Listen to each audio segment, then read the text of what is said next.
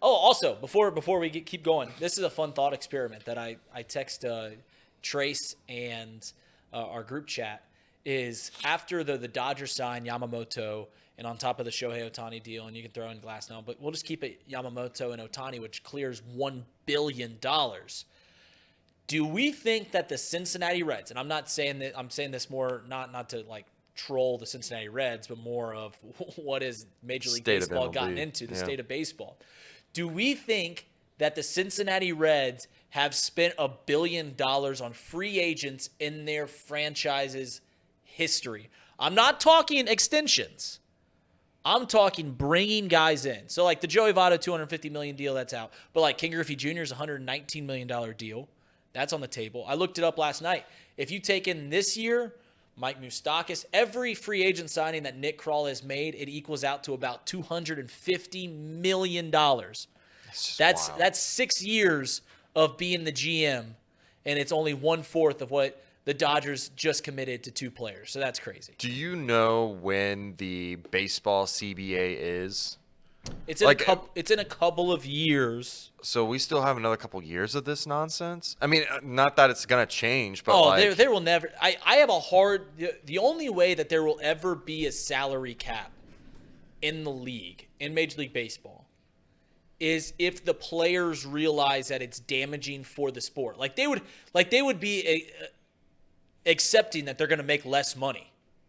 So that's never going to happen. The strongest union in the United States of America is the Baseball Players Association Union. Yeah. That's the strongest union in America. Shout out Marvin Miller. Is there I should probably know this. Is there a league minimum for players? No. So the only thing that they have is they have a luxury tax. So if your payroll clears this amount of money, you then pay a tax. You pay like a percentage of what your payroll is. So a lot of sometimes that does limit teams from spending, but now teams have just figured out ways to stay under the tax via deferred money and those sorts of things. Tell you, it makes it hard. It makes it hard to be a fan of the game. And I mean, I've grown up my whole life in the game and broadcast baseball over 30 years. It's just, and it's not to say you can't have fluke situations because they've happened, but they don't happen like all the analytics folks out there make you think it happens, because it doesn't. And the numbers simply don't lie. Kansas City is the only mid to small market team forever that has won a World Series. That's it. And this year is example A. The Rangers go spend $1 gazillion on the Jacob deGroms of the world and all these guys in the offseason. DeGrom gets hurt, surprise, surprise. And they just go out and make trades and acquire all these guys who are also making a ton of money to make up for what happened with the other mistakes. The Diamondbacks, low payroll team, make this remarkable run. The most unlikely run we've seen in recent years in baseball. I mean, they beat all these big market teams. They swept the Brewers, and they're not a big market team. They swept the Dodgers. They beat the Phillies after being down 2-0. Big spending teams in LA and Philly. But what happens? At the end of the day, the Rangers, who have a payroll north of 170, 180 million bucks, they win the World Series. I mean, can you imagine this Dodger team? $1 billion in 2.5 weeks? $1 billion? You give a... And you know, it's so funny. And again, here we go again with this whole sort of, you know, celebration of contract. And look, I'm all in favor of everybody making as much as they can. I hope everybody in this room and everybody watching this show, I hope you can do things for your family, do things for your friends, do things for your faith, do things for the better of mankind because you're making so much money. I hope and pray that happens to every single one of you. There are other areas I'd have more prayers for, but that one would be a good one, right? But when you sit there and you look at this whole thing, you know, again, you'll get the analytics people. And make no mistake, You could scour the internet and find millions of these examples when it comes to drafting players, pitchers specifically we're talking about now in Yamamoto's case. There have only been, I think, like 5 pitchers in the last 30, 35 years who were 5'11" and 180 pounds shorter or lighter that have eclipsed over 1,200 big league innings. So the knock all the time you'll hear from the analytics crowd is, don't bring in these small stature guys as pitchers. Don't do it. Mike Leake was one of the names on that list. Corey Lytle, God rest his soul, was another one of those guys on that list. Did Lincecum get there? Tim Lincecum was another guy on that list. Those are 3 of the 5, and I'm drawing a blank on the other 2. But now all of a sudden, you're giving a guy, and he may turn out to be Cy Young. I don't know. But now all of a sudden, you're giving a pitcher, a 12-year contract.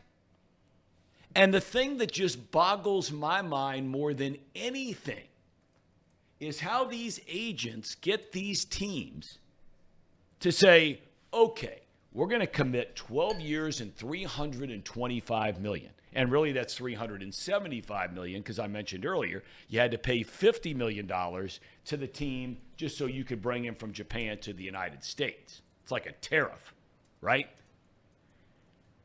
Not only do you get the team to agree to that, but you get Andrew Friedman, Mr. Moneyball in Tampa Bay. Boy, they're playing big-time Moneyball in L.A., right? Which is why the Moneyball thing is such a joke. It is such a joke. They don't win World Series. They might build good teams, Tampa Bay, where Friedman was. They'll get you to the playoffs. They're a nice little story every now and again. It's a joke. It's a joke.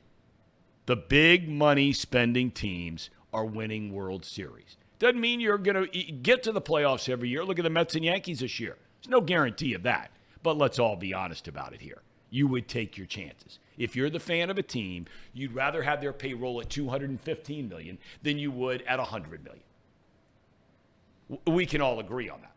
But not only do you give the guy 12 years and commit yourself to $375 million, you then turn around and acquiesce to his request. Can I have an opt-out after 2 years? Can you imagine that? Right. Can you imagine that sitting at a table negotiating with someone? And let's just say you're the owner. And you're looking a guy in the eye who's a representative of this employee that you want on your team.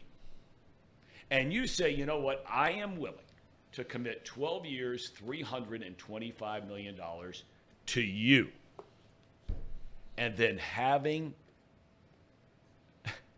the guts to be sitting on the other side of the table and say, hey, by the way, I really, really appreciate that 12 years and $325 million. But, would you mind also throwing in an opt-out after years 2 and 3?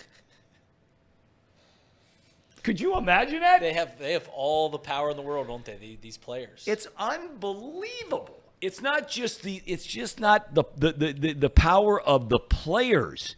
It's the owners who they yell and scream when they sit across the negotiating table with the players union when CBAs come up.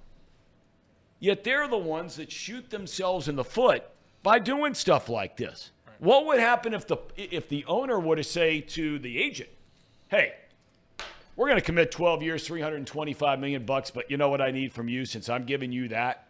I need an opt-out after 2 years where if your guy stinks, I don't pay him anymore. Oh, what a great point by our host, Thom Brennaman. And boy, oh boy, can that Elliot be a little rascal. Well, if you like that video, please subscribe, like, comment, so more people can see it. Yeah, there's a video over here. One right here, too. See ya.